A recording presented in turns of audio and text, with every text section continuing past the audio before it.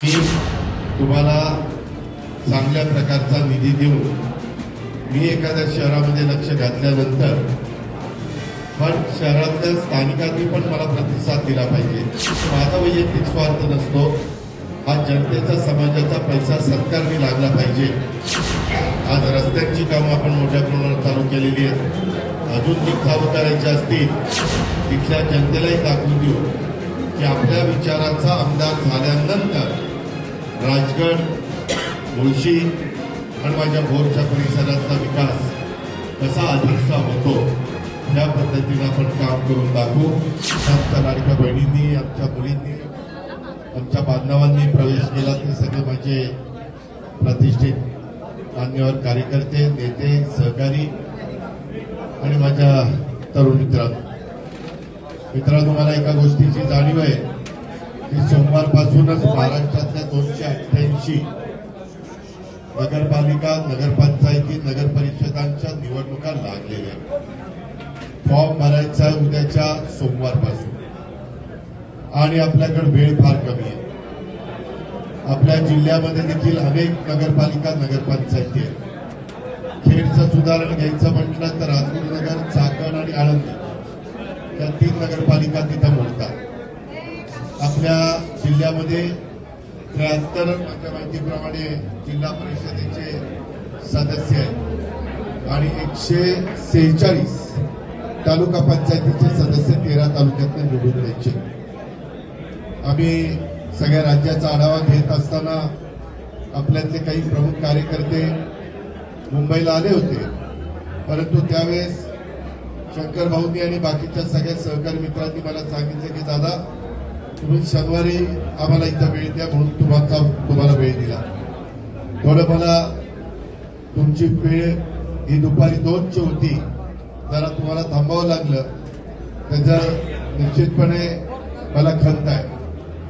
मित्रांनो, आज सर्वांनी प्रवेश करत असताना नव्या जुन्यांचा वाद न घालता सर्वांना सन्मानाने आपण वागणूक देऊ, एकमेकाला सहकार्य करू। खरं तर माझ्या भोर, मुळशी आणि राजगड या विधानसभा मतदारसंघातल्या तमाम मतदार बंधू भगिनींचं, कार्यकर्त्यांचं, नेते मंडळींचं आणि सगळ्या सहकाऱ्यांचं मला मनापासून अभिनंदन करायचंय, कौतुक करायचंय। कारण विधानसभेच्या निवडणुका जाहीर झाल्यानंतर तिथं अनेक वर्ष थोपटे साहेबांचं एक नाही म्हटलं तर वर्चस्व होतं आणि त्याच्यानंतर ती जबाबदारी संग्राम थोपट्यांनी बँक असेल, कारखाना असेल, आमदारकी असेल, काही जिल्हा परिषद पंचायत समितीतल्या जागा असतील, नगरपालिका असेल, हे त्यांनी त्यांचं वर्चस्व ठेवलेलं होतं। परंतु यावेळेस आपण थोडीशी वेगळी भूमिका घेतली आणि मुळशीला प्रतिनिधित्व दिलंय आणि त्याच्यामुळं भोर आणि राजगडमध्ये मानणारा आपला वर्ग जो आहे त्यांनी मतदान केलं, परंतु मुळशीने वंचित मतदान केल्यामुळं शंकर मांडेकरांच्या सारखा एका कार्यकर्त्याला विधिमंडळाचा सदस्य म्हणजेच आमदार होण्याची संधी मिळाली। त्याचं सर्वस्वी श्रेय भोर, राजगड आणि माझ्या मुळशीकरांना जातं, म्हणून मी त्यांचं विशेष अभिनंदन करतो। मित्रांनो, एका गोष्टीची मला जाण आहे, कारण अनेकदा मी जरी पालकमंत्री होतो तरी माझ्या विचाराचा आमदार नसल्यामुळे तिच्या कामं करायला अडचणी यायच्या। आता मात्र आम्ही PMRD कडनं आमच्या शंकर मांडेकरांना निधी देतो, DPCचा निधी देतो, त्याचबरोबर त्यांचा स्वतःचा आमदार निधी असतो, त्याचबरोबर जिल्हा परिषदेचा निधी आपण तिथं देतो।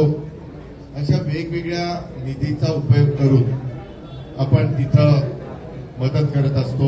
ही सुरुवात आहे। आता आपल्याला 3 पंचायत समित्या आणि भोर नगरपालिका ही आपल्या राष्ट्रवादीच्या विचाराची आणायची।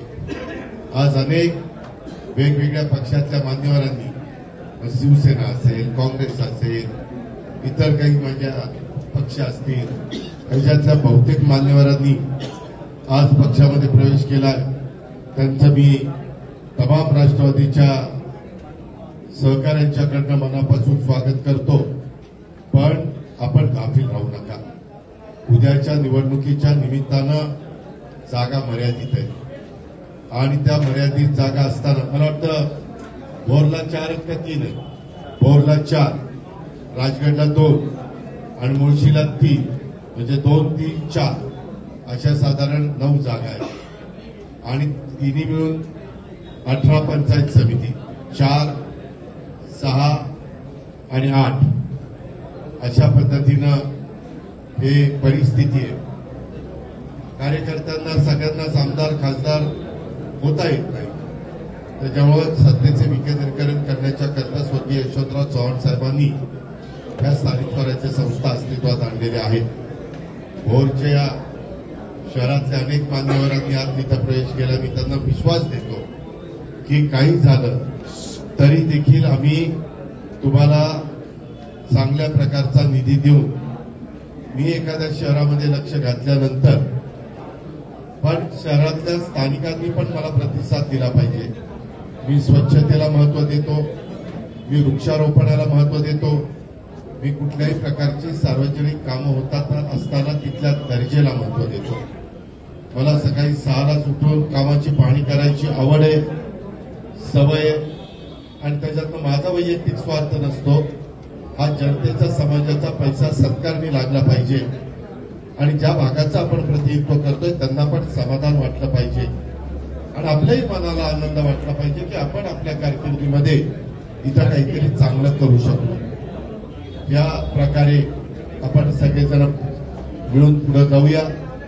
कार्यकर्ते खूप आहेत, जागा मर्यादित आहेत, त्याच्यामुळे सगळ्यांना 100% मला समाधानी करता येणार नाही. पण मी टीपीसी, जिल्हा नियोजन समिती, जिल्ह्यातल्या इतर समित्या, महावितरण असतील, बऱ्याच समित्या असतात, अन्न नदी पुरवठा वगैरे बरेच असतात. त्या वेगवेगळ्या समित्यामध्ये ज्यांना संधी मिळणार नाही, आपल्या 3 पक्षाचं सरकार आहे, त्याच्यामुळे आपल्या वाट्याला येणाऱ्या जागा मी त्यांना उमेदवारी मला देता येणार नाही अशा ठिकाणी त्यांना तिथं सामावून घेण्याचं काम करेन आणि हे सगळी महामंडळं, सगळ्या समित्या आणि टीपीसीचे मेंबर साधारण जानेवारी 8 पर्यंत सगळ्या निवडणुका संपल्यानंतर आपण करणार आहोत.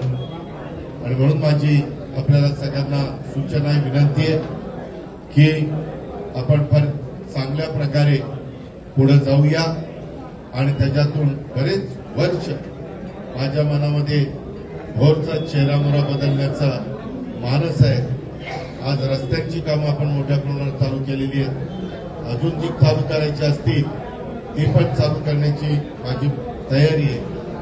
काही पुलाच्याही संदर्भामध्ये भोरला जायला जो काही ब्रिज आहे त्याच्यामध्ये पण वाहतुकीची कोंडी होती.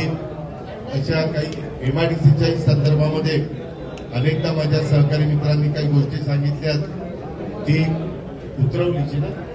उतरवलीची एमआयडीसी बरेच वर्ष प्रलंबित राहिलेली आहे.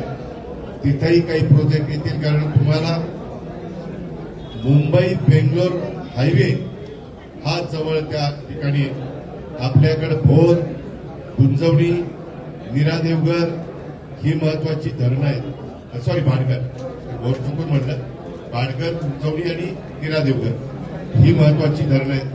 तिथल्या काही अजून पाण्याच्या बद्दलचे प्रश्न तुम्हाला सोडून पाहिजे असतील तर ते पण आपण सोडू आणि या प्रकारे तिथला काय करून खाली तुमच्या पलीकडचे कोकण आहे, कोकणलाही जाण्याच्या करता काही घाट, काही फॉरेस्ट अशा काही गोष्टी आहेत. त्याही संदर्भामध्ये आपण आणि तुमच्या आमदारांनी, सगळ्या सहकारी मित्रांनी लक्ष घातलेलं आहे.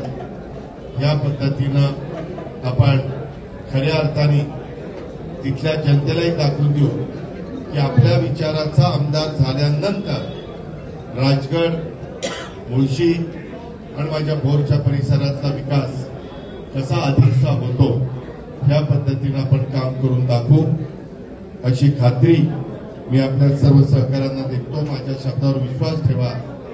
मी वेळ मारून येणारा कार्यकर्ता नाहीये, मी कामाचा माणूस आहे आणि त्या पद्धतीनं आपण नवीन जनरेशनला पण बरोबर घेऊ.